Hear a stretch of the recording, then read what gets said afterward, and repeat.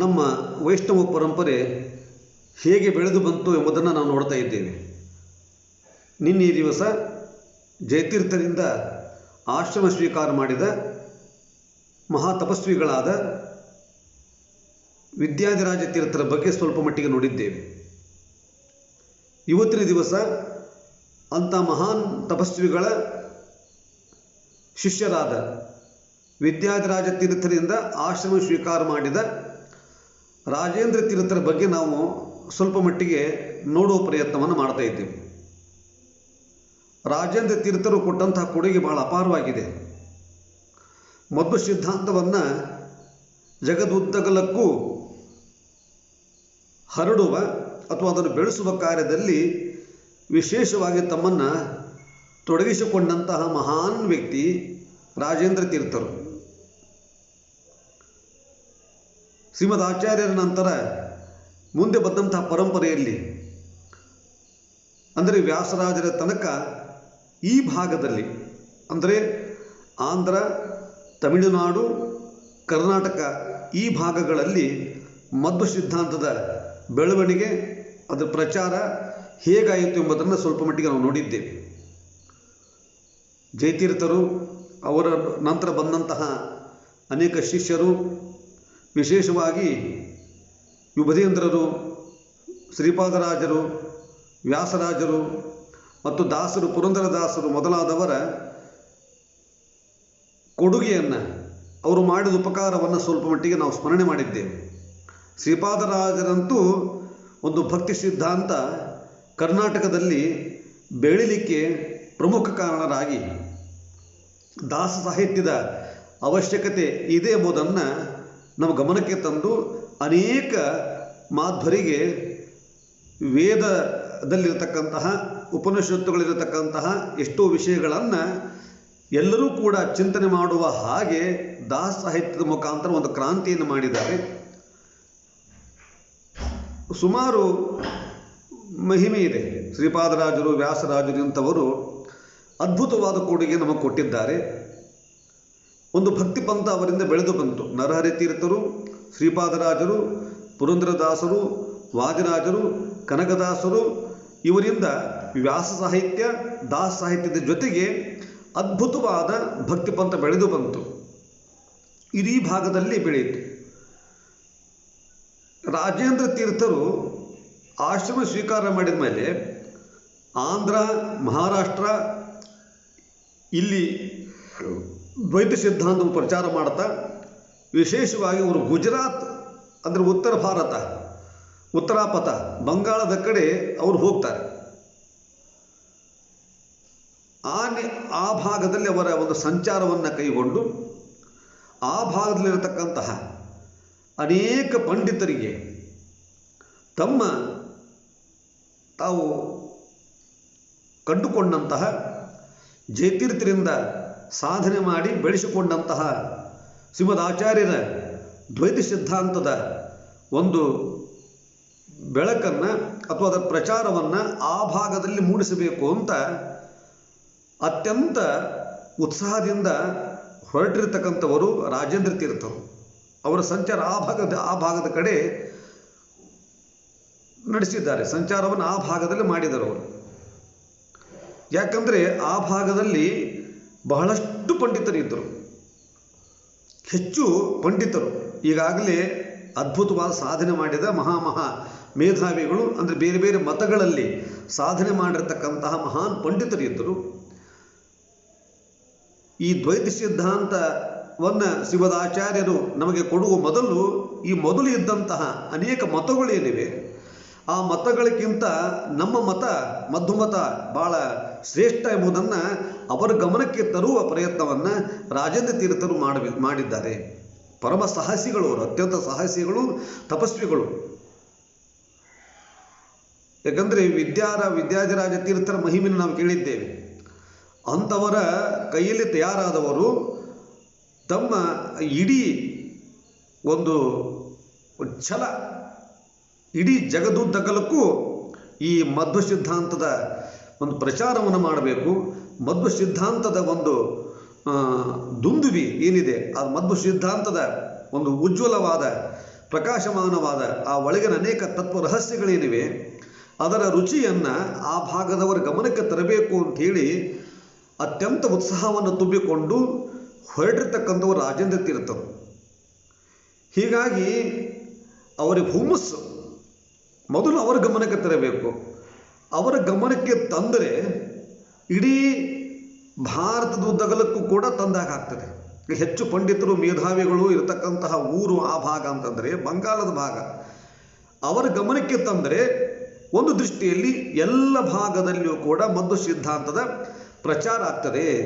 ಇದರಿಂದ ವಿಶೇಷವಾಗಿ ಸರ್ವಜ್ಞರ ಆನಂದ ತೀರ್ಥರ ಸೇವೆ ಮಾಡಿದಂಗೆ ಆಗ್ತದೆ ಅಂತೇಳಿ ಇದೊಂದು ಆನಂದ ತೀರ್ಥರ ಏನು ಪ್ರಚಾರ ಏನಿದೆ, ವಿಷ್ಣು ಸರ್ವೋತ್ತಮತ್ವಂಚ ಸರ್ವದಾ ಪ್ರತಿಪಾದಯ ಎಂಬತಕ್ಕಂತಹ ಒಂದು ಧ್ಯೇಯವಾಕ್ಯವನ್ನು ಇಟ್ಟುಕೊಂಡು ಅತ್ಯಂತ ಉತ್ಸಾಹದಿಂದ ಆ ಭಾಗದತ್ತ ಪ್ರಯಾಣ ಮಾಡಿದವರು ರಾಜೇಂದ್ರ ತೀರ್ಥರು. ಅಲ್ಲಿ ಹೋಗಿ ವಾದಗಳನ್ನು ಗೆದ್ದು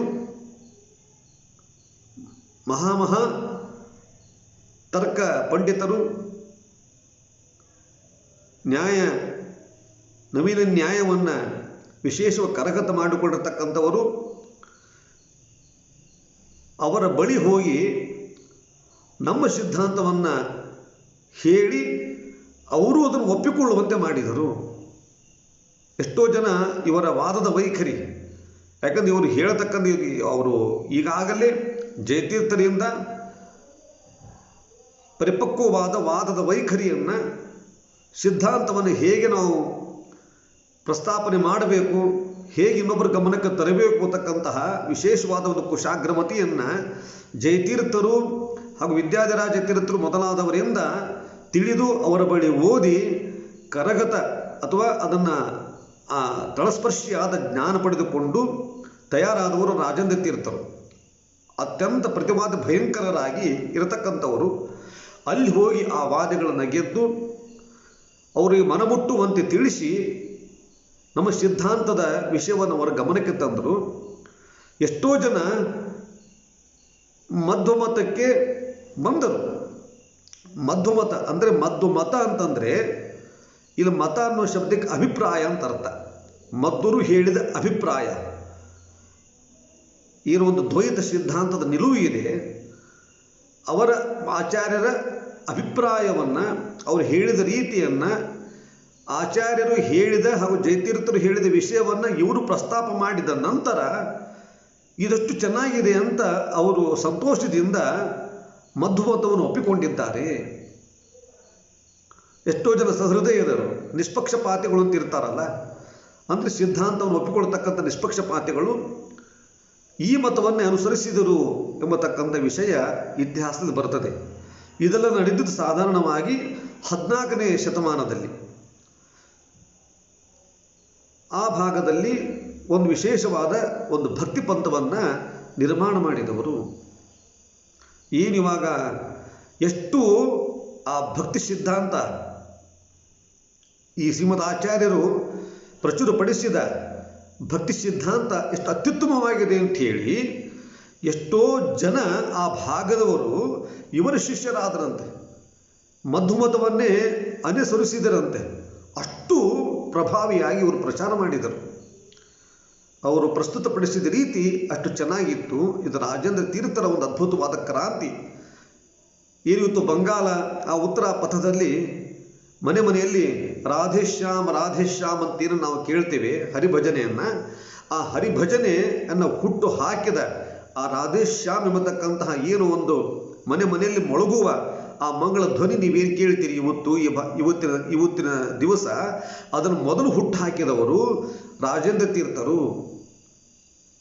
ಚೈತನ್ಯ ಪ್ರಭುಗಳು, ಬಂಗಾಳದ ಚೈತನ್ಯ ಪ್ರಭುಗಳು ಅದರ ಹರಿಕಾರರು. ಅವರು ಮಧ್ವಮತವನ್ನು ಒಪ್ಪಿಕೊಂಡು ನಾವು ಮಧ್ವಮತಾನುಯಾಯಿಗಳು ಅಂತ ಹೆಮ್ಮೆಯಿಂದ ಚೈತನ್ಯ ಪ್ರಭುಗಳು ಹೇಳಿದ್ದಾರಂತೆ. ಮೊಟ್ಟ ಮೊದಲಿಗೆ ಈ ಚೈತನ್ಯ ಮಠ ಅಂತೇನಿದೆ ಆ ಭಾಗದಲ್ಲಿ ಇಷ್ಟು ಉತ್ತರ ಪಥದಲ್ಲಿರ್ತಕ್ಕಂತಹ ಒಂದು ಚೈತನ್ಯ ಮಠಕ್ಕೆ ಮಾಧ್ವ ದೀಕ್ಷೆಯನ್ನು ಮೊಟ್ಟ ಮೊದಲಿಗೆ ಕೊಟ್ಟಂಥವರು ಅಂತಂದರೆ ರಾಜೇಂದ್ರ ತೀರ್ಥರು. ಅವರು ತಮ್ಮ ಗುರು ಪರಂಪರೆ ಹೇಳುವಾಗ ನಮಗೆ ಗುರುಗಳು ರಾಜೇಂದ್ರ ತೀರ್ಥರು ಅಂತ ಹೇಳ್ತಾರೆ. ನಾವು ರಾಜೇಂದ್ರ ತೀರ್ಥರ ಪರಂಪರೆಯಲ್ಲಿ ಬಂದಿರತಕ್ಕಂಥವರು. ರಾಜೇಂದ್ರ ತೀರ್ಥರು ವಿಷ್ಣುಪುರಿಯಿಂದ ಚೈತನ್ಯ ಪ್ರಭು, ಹೀಗೆ ನಮ್ಮ ಪರಂಪರೆ ಬೆಳೆದು ಬಂತು. ನಾವು ಮದ್ದು ಮತಾನುಯಾಯಿಗಳು ಅಂತ ಅವರ ಗುರು ಪರಂಪರೆಯಲ್ಲಿ ಈ ರಾಜೇಂದ್ರ ತೀರ್ಥರ ಹೆಸರನ್ನು ಹೇಳ್ತಾರೆ ಅಂತಂದರೆ ಎಷ್ಟರ ಮಟ್ಟಿಗೆ ಇವರು ಪ್ರಭಾವವನ್ನು ಬೀರಿರಬಹುದು. ನಾವು ಬರೀ ಈ ಭಾಗದಲ್ಲಿ ಮಾತ್ರ ನೋಡ್ತೇವೆ. ಇವತ್ತು ಆ ಭಾಗದಲ್ಲಿ ಏನಾದ್ರು ಒಂದು ಭಕ್ತಿ ಪಂಥ ಒಂದು ಸ್ಥಿರವಾಗಿ ನಿಂತಿದೆ ಅಂತಂದರೆ ಅದಕ್ಕೆ ಮೂಲ ಕಾರಣ ಅಂತಂದರೆ ನಮ್ಮ ರಾಜೇಂದ್ರ ತೀರ್ಥರು ವ್ಯಾಸರಾಜ ಮಠದ ಮೂಲ ಪುರುಷರು. ಅವರೇ ವ್ಯಾಸರಾಜ ಮಠಕ್ಕೆ ಮೂಲ ಪುರುಷರಾಗ್ತಾರೆ. ಹೀಗೆ ಅಲ್ಲಿಯೇ ತಮ್ಮ ಮೊಕ್ಕಾಂ ಅಂದರೆ ಈ ಭಾಗದತ್ತ ಬರುವ ಪ್ರಯತ್ನವನ್ನೇ ಮಾಡಲಿಲ್ಲ. ಹೆಚ್ಚು ಪ್ರಚಾರ ಮಾಡಬೇಕು ಅಂತ ಆ ಭಾಗದಲ್ಲಿ ಉಳಿದು ಸಾಧನೆ ಮಾಡ್ತಾ ಇದ್ದಾರೆ. ಮಾಡಿದವರು ರಾಜೇಂದ್ರ ತೀರ್ಥರು. ಇವರ ನಂತರ ಬಂದಿರತಕ್ಕಂಥವರು ಜಯಧ್ವಜ ತೀರ್ಥರು. ಈ ಜಯಧ್ವಜ ತೀರ್ಥರು ಪೂರ್ವಾಶ್ರಮದಲ್ಲಿ ರಾಜೇಂದ್ರ ತೀರ್ಥರ ಅನುಜರು, ತಮ್ಮ ಅಂತ ಹೇಳ್ತಾರೆ. ಇವರು ಕೂಡ ಅವರಂತನೇ ತಯಾರಾಗಿ ಅಲ್ಲಿಯೇ ಅಂದರೆ ಬಂಗಾಳದ ಕಡೆ ಇದ್ದು ಅಂಗ, ವಂಗ, ಮಿಥಿಲ, ಕಾಶ್ಮೀರ, ಕೋಸಲ, ಪಂಜಾಬ ಮುಂತಾದ ಕಡೆ ಮಧ್ವ ಸಿದ್ಧಾಂತದ ಒಂದು ವಿಷಯವನ್ನು ತಿಳಿಸಿಕೊಟ್ಟಿರ್ತಕ್ಕಂಥ ಮಹನೀಯರು ಜಯಧ್ವಜ ತೀರ್ಥರು. ಇವರು ಇಬ್ಬರು ಯತಿಗಳು ಗಟ್ಟಿ ಮನಸ್ಸಿನಿಂದ ಈ ದೀಕ್ಷೆ ಅಂತ ಇದೆಯಲ್ಲ, ವಿಷ್ಣು ಸರ್ವೋತ್ತಮತ್ವಂಚ ಸರ್ವಾದ ಪ್ರತಿಪಾದಯ ಅನ್ನತಕ್ಕಂತಹ ಆನಂದ ತೀರ್ಥ ಕೊಟ್ಟಂಥ ದೀಕ್ಷೆ ಏನಿದೆ ಅದನ್ನು ಅತ್ಯಂತ ನಿಷ್ಠೆಯಿಂದ ಒಪ್ಪಿಕೊಂಡು ಹುಮ್ಮಸ್ಸಿನಿಂದ ಜಗದುದ್ದಗಲಕ್ಕೂ ಕೂಡ ಪ್ರಚಾರ ಮಾಡಬೇಕು ಅಂತ ಹೊರಟರವರು ಇವರು ಕೂಡ. ಅರ್ಥಾತ್ ಈ ಅಣ್ಣ ತಮ್ಮಂದಿರು ಅಂದರೆ ರಾಜೇಂದ್ರ ತೀರ್ಥರು ಹಾಗೂ ಜಯಧ್ವಜ ತೀರ್ಥರು ಅಲ್ಲಿಯೇ ಇದ್ದು ಎಲ್ಲ ಅನೇಕ ಮಹಾ ಪಂಡಿತರು, ಮೇಧಾವಿಗಳು ಅಂದರೆ ಎಂತಹ ಪಂಡಿತರನ್ನು ಅವರು ವಾದ ಮಾಡಿದ್ದಾರೆ, ಪಂಡಿತರ ಜೊತೆ ವಾದ ಮಾಡಿದ್ದಾರೆ ಅಂತಂದರೆ ಆ ಕಾಲದಲ್ಲಿ ಅಂದರೆ 14,002ರಿಂದ 14,035 ಘಟ್ಟ, ಆ ಕಾಲದ ಸಮಯದಲ್ಲಿರ್ತಕ್ಕಂಥ ಆ ಭಾಗದಲ್ಲಿರ್ತಕ್ಕಂಥ ಉತ್ತರ ಪಥದಲ್ಲಿರ್ತಕ್ಕಂತಹ ಮಹಾ ಪಂಡಿತರು ಏನು ಒಂದು ಗಂಗೇಶೋಪಾಧ್ಯಾಯ, ವಾಸುದೇವ ಸಾರ್ವಭೌಮ, ರಘುನಾಥ ಶಿರೋಮಣಿ ಮುಂತಾದ ಸರಸ್ವತಿ ಪುತ್ರರು ಅಂತ ಕರೆಸಿಕೊಂಡಿರ್ತಕ್ಕಂತಹ ಮಹಾಜ್ಞಾನಿಗಳು, ಮಹಾಮೇಧಾವಿಗಳು. ಅವರದೇ ವಾಕ್ಯ ನಡೀತಾ ಇತ್ತು ಅಲ್ಲಿವರೆಗೂ. ಆ ಭಾಗದ ಎಲ್ಲ ಜನರಿಗೂ ಅವರು ಶ್ರೇಷ್ಠ ಜ್ಞಾನಿಗಳಾಗಿ, ಶ್ರೇಷ್ಠ ಪಂಡಿತರಾಗಿ, ಅತ್ಯಂತ ವಾಗ್ಮಿಗಳಾಗಿ ಗುರುತಿಸಿಕೊಂಡಿರ್ತಕ್ಕಂಥವರು. ಎಲ್ಲರೂ ಅವರ ಮಾತನ್ನು ಅನುಸರಿಸ್ತಾ ಇದ್ದರು. ಅಂತಹ ಮಹಾಮೇಧಾವಿಗಳು ಅವರು ಬಳಿ ಹೋಗಿ ವಾದವನ್ನು ಮಾಡಿ ದ್ವೈತ ಸಿದ್ಧಾಂತದ ವಿಷಯವನ್ನು ಪ್ರಸ್ತುತಪಡಿಸಿ ಅವರ ಮನಗೆದ್ದಿದ್ದಾರೆ. ಅವರೂ ಕೂಡ ಸ್ನೇಹದಿಂದ ಈ ಮಧ್ವಮತವನ್ನು ಸ್ವೀಕಾರ ಮಾಡಿ ಎಷ್ಟು ಚೆನ್ನಾಗಿದೆ ಅಂತ ಒಪ್ಪಿಕೊಂಡು ಅದನ್ನು ಅನುಸರಿಸುವ ಪ್ರಯತ್ನವನ್ನು ಮಾಡಿದರು, ಮದ್ದು ಮತಾನುಯಾಯಿಗಳಾದರು ಅಂತ ಇತಿಹಾಸದಲ್ಲಿ ಕಂಡುಬರುತ್ತದೆ. ಇಂಥ ಸಾಧನೆ ಮಾಡಿದವರು ಜಯಧ್ವಜ ತೀರ್ಥರು, ರಾಜೇಂದ್ರ ತೀರ್ಥರು, ಅವರ ನಂತರ ಬಂದಂತಹ ಜಯಧ್ವಜ ತೀರ್ಥರು. ದ್ವೈತ ಸಿದ್ಧಾಂತದ ಧ್ವಜವನ್ನು, ದ್ವೈತ ಸಿದ್ಧಾಂತದ ಜಯ ಎಂಬತಕ್ಕಂಥ ಧ್ವಜವನ್ನು ದೇಶದ ಭಾರತದ ಅತ್ಯಂತ ಎತ್ತರಕ್ಕೆ ಹಾರಿಸಿದವರು ಜಯಧ್ವಜ ತೀರ್ಥರು ಅಂತ ಹೇಳ್ತಾರೆ. ಅವರನ್ನು ಕೀರ್ತಿಯ ಧ್ವಜ, ಮಧ್ವ ಸಿದ್ಧಾಂತದ ಜಯ ಎಂಬತಕ್ಕಂಥ ಧ್ವಜವನ್ನು ಹಾರಿಸಿದವರು ಜಯಧ್ವಜ ತೀರ್ಥರು. ಅವರಿಗೆ ಆ ಹೆಸರು ಅನ್ವರ್ಥಕವಾಗಿತ್ತು ಅಂತ ಇತಿಹಾಸದಲ್ಲಿ ಅವರನ್ನು ಕೊಂಡಾಡ್ತಾರೆ. ಇಂತಹ ಮಹಾಮೇಧಾವಿಗಳು ಜಯಧ್ವಜರು. ಇವರು ಅಲ್ಲೇ ಬಹಳಷ್ಟು ಸಮಯ ಆ ಕಾಲಘಟ್ಟದಲ್ಲಿ ಉಳಿದು ಬಹಳಷ್ಟು ಪ್ರಚಾರನೂ ಮಾಡಿದರು. ನಾನು ಯಾಕೆ ಮಾತು ಹೇಳ್ತಿದ್ದೇನೆ ಅಂತಂದರೆ ಆ ಸಂದರ್ಭದಲ್ಲಿ ಅಂದರೆ 14ನೇ ಶತಮಾನದ ಪ್ರಾರಂಭದ ಘಟ್ಟದಲ್ಲಿ ಎಷ್ಟು ರೀತಿಯಿಂದ ಶ್ರೀಮದ್ ಆಚಾರ್ಯರ ನಂತರ ಎಷ್ಟು ರೀತಿಯಿಂದ ದ್ವೈತ ಸಿದ್ಧಾಂತ ಬೆಳಕಿಗೆ ಬಂತು, ಎಷ್ಟು ವ್ಯಾಪಕವಾಗಿ ಅದರ ಒಂದು ಪ್ರಚಾರ, ಎಷ್ಟು ನಿಷ್ಠೆಯಿಂದ ಆಗಿನ ಯತಿಗಳು ಮಾಡಿದ್ದಾರೆ ಎಂಬುದನ್ನು ನಾವು ಹೆಮ್ಮೆಯಿಂದ ಹೇಳ್ಕೊಳ್ಬೇಕು, ಅದನ್ನು ಗಮನಿಸಬೇಕು. ಅದು ನಮ್ಮ ಕರ್ತವ್ಯ. ಅದು ಅವರು ಕೊಟ್ಟಂಥ ಕೊಡುಗೆಯನ್ನು ನಾವು ಸತತ ಸ್ಮರಣೆ ಮಾಡಲೇಬೇಕು. ಮಹಾ ಸಾಧನೆ ಮಾಡಿರ್ತಕ್ಕಂಥವರು ಅವರಲ್ಲಿ ಇದ್ದು ಆ ಭಾಗದಲ್ಲಿ ಒಂದು ಭಕ್ತಿ ಸಿದ್ಧಾಂತದ ಬೆಳಕನ್ನು ಅವರು ಮೂಡಿಸಿರ್ತಕ್ಕಂತಹ ಮಹಾ ಮೇಧಾವಿಗಳು. ರಾಜೇಂದ್ರ ತೀರ್ಥರು ಅಂತಂದರೆ ಶ್ರೀಪಾದರಾಜರಿಗೆ ಗುರುಗಳಾದ ವಿಭುಧೇಂದ್ರ ತೀರ್ಥರು ಏನಿದ್ದಾರೆ, ವಿಭುಧೇಂದ್ರ ತೀರ್ಥರು ಹಾಗೂ ವಾದರತ್ನಾವಲಿಕಾರರಾದ ವಿಷ್ಣು ತೀರ್ಥರು ಇವರ ಶಿಷ್ಯರು ನೋಡಿ. ವಿಭುಧೇಂದ್ರ ತೀರ್ಥರು ಮತ್ತು ವಾದರತ್ನಾವಲಿಕಾರರಾಗಿರ್ತಕ್ಕಂತಹ ವಿಷ್ಣು ತೀರ್ಥರು ರಾಜೇಂದ್ರ ತೀರ್ಥರ ಶಿಷ್ಯರು ಅಂತಂದರೆ ಅವರ ಬಗ್ಗೆ ಗೊತ್ತೇ ಇದೆ. ವಿಷ್ಣು ತೀರ್ಥರ ಬಗ್ಗೆ, ನಂತರ ವಿಭುಧೇಂದ್ರರ ಬಗ್ಗೆ ಗೊತ್ತೇ ಇದೆ. ಇವರಲ್ಲಿ ಅವರು ತಯಾರಾಗಿದ್ದಾರೆ ಅಂದರೆ ಎಷ್ಟು ಮಟ್ಟದ ಒಂದು ಸಾಧನೆ ಇವರದ್ದು ಅಂತ ಅದರಿಂದ ಗೊತ್ತಾಗ್ತದೆ. ಅಂಥ ಮಹಾನ್ ಶಿಷ್ಯರನ್ನು ತಯಾರು ಮಾಡತಕ್ಕಂಥವರು ವಿಭುಧೇಂದ್ರರು, ವಿಷ್ಣು ತೀರ್ಥರು ಮೊದಲಾದವರ ಈ ಗುರುಗಳಾಗಿರ್ತಕ್ಕಂಥವರು ಮಹನೀಯರು. ರಾಜೇಂದ್ರ ತೀರ್ಥರು, ಅವರ ನಂತರ ಜಯಧ್ವಜ ತೀರ್ಥರು, ಇವರಿಬ್ಬರ ಸಾಧನೆ ಅದ್ಭುತವಾಗಿರತಕ್ಕಂಥದ್ದು. ಎಲ್ಲ ಭಾಗದಲ್ಲಿ ಅವತ್ತು ಏನೋ ಒಂದು ಚೈತನ್ಯ ಪಥ ಐತಿ ನಾವು ಕಾಣ್ತಾ ಇದ್ದೀವಿ ಇವತ್ತು. ಆ ಭಾಗದಲ್ಲಿ ಆ ಭಕ್ತಿ ಸಿದ್ಧಾಂತ ಏನು ಬೆಳೆದು ಬರ್ತಾ ಇದೆ, ಕೃಷ್ಣ ಭಕ್ತಿ ಏನು ಜಾಗೃತವಾಗಿದೆ, ಆ ಕೃಷ್ಣ ಭಕ್ತಿ ಅಥವಾ ವಿಷ್ಣು ಭಕ್ತಿ ಜಾಗೃತವಾಗಿ, ಅಂದರೆ ಮಧ್ವ ಸಿದ್ಧಾಂತದ ರೀತ್ಯ ಆಚಾರ್ಯ ಮಧ್ವರು ಹೇಳಿದ ರೀತಿಯಲ್ಲಿ ವಿಷ್ಣು ಸರ್ವೋತ್ತಮ ಅಂತ ಉಪಾಸನೆ ಮಾಡುತ್ತಾ ಅವನಲ್ಲೇ ಭಕ್ತಿಯನ್ನು ಮಾಡುವ ಒಂದು ಭಕ್ತಿ ಪಂಥ ಬೆಳೆದು ಬಂದಿದ್ದಕ್ಕೆ ಮೂಲ ಕಾರಣ ಅಂತಂದರೆ ಅದಕ್ಕೆ ರಾಜೇಂದ್ರ ತೀರ್ಥರು ಹಾಗೂ ಜಯಧ್ವಜ ತೀರ್ಥರು. ಅವರು ಹೇಳ್ತಾರೆ, ವಿಷ್ಣು ಶ್ರೀಮದ್ವಿಷ್ಣು ಪುರೀಯಸ್ಯ ಭಕ್ತಿರತ್ನಾವಲಿ ಕೃತಿ. ಅವರು ತಮ್ಮ ಪರಂಪರೆಯಲ್ಲಿ ಈ ಜಯಧ್ವಜರನ್ನು ಜಯಧರ್ಮ ತೀರ್ಥರು ಅಂತ ಕರೀತಾ ಇದ್ರು. ಚೈತನ್ಯ ಪಂಥದವರು ಜಯಧ್ವಜ ತೀರ್ಥರನ್ನು ಜಯಧರ್ಮ ತೀರ್ಥರು ಅಂತ ಕರೀತಾ ಇದ್ರು. ಅವರು ತಮ್ಮ ಪರಂಪರೆಯಲ್ಲಿ ಹೇಳುವಾಗ, ಗುರು ಪರಂಪರೆಯನ್ನು ಹೇಳುವಾಗ, ಅಲ್ಲಿಯ ಸಂಶೋಧಕರು, ಮುಂದೆ ಬಂದಂತಹ ಅನೇಕ ಜ್ಞಾನಿಗಳು, ವಿಮರ್ಶಕಾರರು, ಅವರೆಲ್ಲರೂ ಕೂಡ ನಮಗೆಲ್ಲ ಗುರುಗಳು ರಾಜೇಂದ್ರ ತೀರ್ಥರು, ಜಯಧ್ವಜ ತೀರ್ಥರು ಅಂತ ಹೇಳ್ತಾರೆ. ಅವರ ಪರಂಪರೆ ನಮ್ಮದು ಅಂತ ಹೆಮ್ಮೆಯಿಂದ ಹೇಳ್ಕೊಳ್ತಾರೆ. ಅಂತಂದರೆ ಎಷ್ಟು ಪ್ರಭಾವವನ್ನು ಬೀರಿದ್ದಾರೆ ಇದರಿಂದ ಗೊತ್ತಾಗ್ತಾ ಇದೆ. ಶ್ರೀಮದ್ವಿಷ್ಣು ಪುರೀಯಸ್ಯ ವಿಷ್ಣು ರತ್ನಾವಲೀಕೃತ ಜಯಧರ್ಮಸ್ಯ ಶಿಷ್ಯೋಭೂತ್ ಅಂತ ಹೇಳ್ತಾರೆ ಅವರು.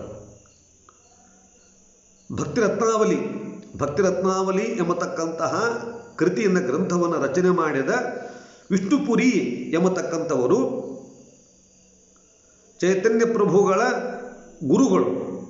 ಆ ವಿಷ್ಣುಪುರಿ ಎಂಬತಕ್ಕಂಥ ಅಂದರೆ ಭಕ್ತಿರತ್ನಾವಲಿಯನ್ನು ಮಾಡಿದ ವಿಷ್ಣುಪುರಿ ಎಂಬತಕ್ಕಂಥವರು ಜಯಧರ್ಮಸ್ಯ ಶಿಷ್ಯೋಸೌ, ಅಂದರೆ ರಾಜೇಂದ್ರ ತೀರ್ಥರ ಹಾಗೂ ಜಯಧ್ವಜ ತೀರ್ಥರ ಶಿಷ್ಯರು ವಿಷ್ಣುಪುರಿ ಶಿಷ್ಯರು. ಚೈತನ್ಯ ಪ್ರಭು ಮುಂದೆ ಬರ್ತಕ್ಕಂತಹ ಜನ ಎಲ್ಲ ಪರಂಪರೆ ಹೀಗೆ ಬಂತು ಅಂತ ಹೇಳಿ ಅವರ ಪರಂಪರೆಯಲ್ಲಿ ನಮ್ಮ ಮಾತುಪೀಠಾಧಿಪತಿಗಳ ಹೆಸರನ್ನು ಹೇಳುತ್ತಿದ್ದಾರೆ. ಎಷ್ಟು ಒಂದು ಅದ್ಭುತವಾದ ಸಾಧನೆಯನ್ನು ಅವರು ಮಾಡಿದ್ದಾರೆ. ನಿಜಕ್ಕೂ ರೋಮಾಂಚನವಾಗ್ತದೆ. ಆ ಕಾಲಘಟ್ಟದಲ್ಲಿ ಏನು ಸಂಚಾರ ಅಷ್ಟು ಸುಲಭದಲ್ಲಿ ಮಾಡಲಿಕ್ಕೆ ಆಗ್ತಿರಲಿಲ್ಲ. ಎಷ್ಟು ಸಂಚಾರ ಎಷ್ಟು ಕಷ್ಟ. ಆವಾಗ ಹೋಗಬೇಕು ಅಂದುಕೊಳ್ಳಿ ಹೋಗ್ಲಿಕ್ಕೆ ಆಗ್ತದ?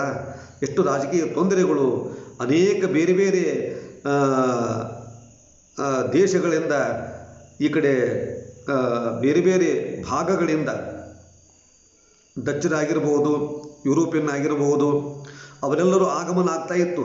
ಈ ಕಡೆ ಮುಸಲ್ಮಾನರ ದೊರೆಗಳ ಒಂದು ಆಡಳಿತ, ಒಂದೊಂದು ಭಾಗದಲ್ಲಿ ಒಂದೊಂದು ರೀತಿ ಆಡಳಿತ, ಅವರೆಲ್ಲ ಎದುರಿಸಿ ಆ ರಾಜಕೀಯ ವಿಪ್ಲವಗಳನ್ನು ಎದುರಿಸಿ ಆ ಭಾಗಕ್ಕೆ ಹೋಗಿ ಒಂದು ಪ್ರಚಾರ ಮಾಡಬೇಕು ಅಂತಂದರೆ ಅತ್ಯಂತ ಸಾಹಸವೇ. ಭಾರಿ ಸಾಹಸ. ಅಲ್ಲಿ ಉಳಿದು ಅದನ್ನು ಅತ್ಯಂತ ನಿಷ್ಠೆಯಿಂದ ಅದನ್ನು ಅವರು ಮಾಡಿದ್ದಾರೆ ಎಂಬತಕ್ಕಂಥದ್ದನ್ನು ಬಹಳ ಹೆಮ್ಮೆಯಿಂದ ನಾವು ಹೇಳಬೇಕಾಗ್ತದೆ.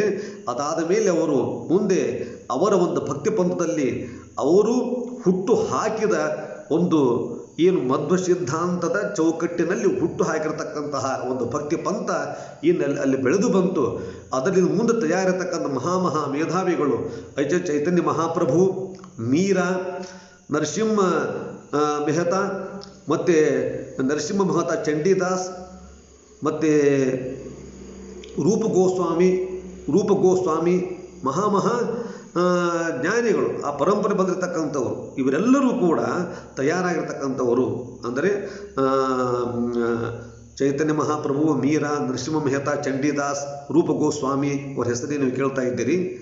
ಆ ಗುರುಗಳು ಶ್ರೇಷ್ಠವಾದ ಸಾಧನೆ ಮಾಡತಕ್ಕಂತಹ ಒಂದು ಚೈತನ್ಯ ಪರಂಪರೆಯಲ್ಲಿ ಅವರೆಲ್ಲರನ್ನೂ ಅವರಂಥ ಮಹಾ ಒಂದು ಭಕ್ತಿಯನ್ನು ಜಾಗೃತಿಗೊಳಿಸತಕ್ಕಂಥ ಶ್ರೇಷ್ಠ ವ್ಯಕ್ತಿಗಳು ತಯಾರಾಗಿದ್ದು ಇವರ ಒಂದು ಸಾಧನೆಯಿಂದ ಇವತ್ತು ಕೂಡ ಆ ಒಂದು ಭಕ್ತಿ ಪಂಥ ಮನೆಯಲ್ಲಿ ರಾಧೇಶ್ಯಾಮ್ ಅಂತಕ್ಕಂಥ ಕೃಷ್ಣನ ಭಕ್ತಿಯನ್ನು ಮುಳುಗ್ತಾ ಇದೆ.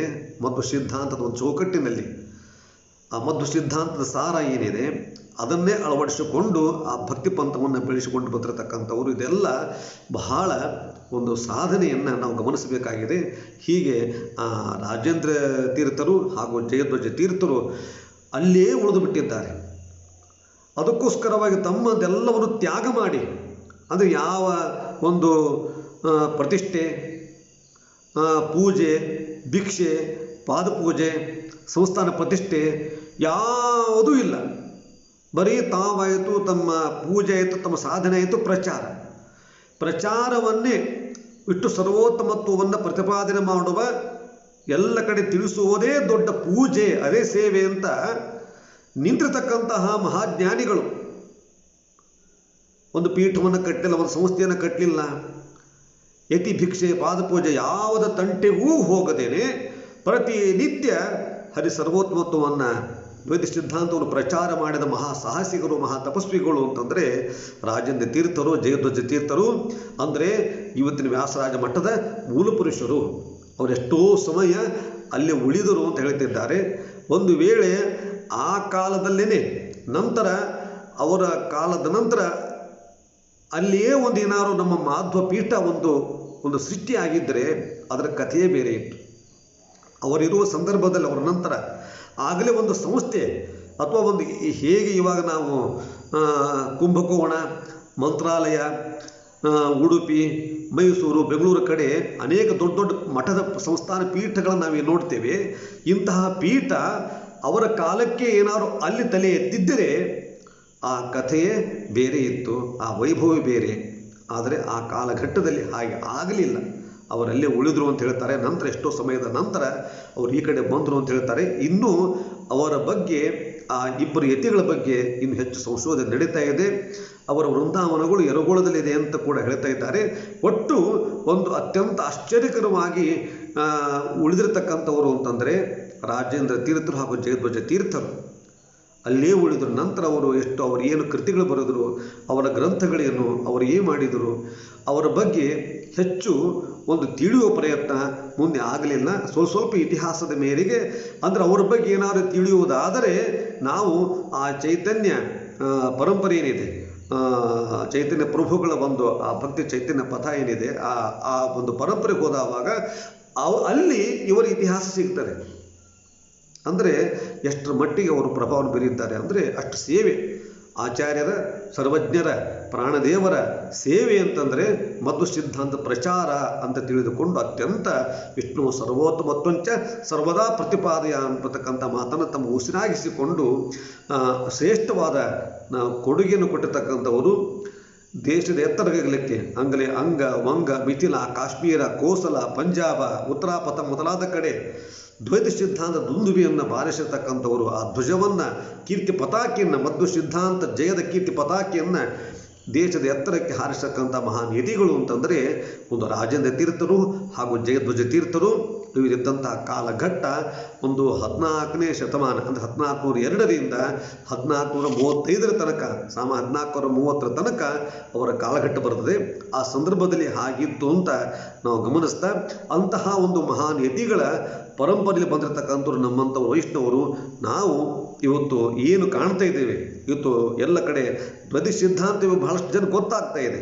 ಇದಕ್ಕೆ ಮೂಲ ಕಾರಣರು ಅನೇಕ ಯತಿಗಳಿದ್ದಾರೆ ಎಂಬತಕ್ಕಂಥದ್ದು ಗಮನಿಸ್ತಾ, ಇಂಥವರನ್ನು ಮಹಾನ್ ಯತಿಗಳನ್ನು ಪಡೆದಿರತಕ್ಕಂತಹ ನಮ್ಮ ವೈಷ್ಣವ ಪರಂಪರೆ ಭಾಳ ಶ್ರೇಷ್ಠವಾಗಿದೆ ಅಂತ ಹೇಳ್ತಾ ಮತ್ತಷ್ಟು ವಿಚಾರಗಳನ್ನು ನಿಮ್ಮ ಗಮನಕ್ಕೆ ತರುವ ಪ್ರಯತ್ನವನ್ನು ಸ್ವಲ್ಪ ಮಟ್ಟಿಗೆ ಮಾಡ್ತೇನೆ. ನಮಸ್ಕಾರ.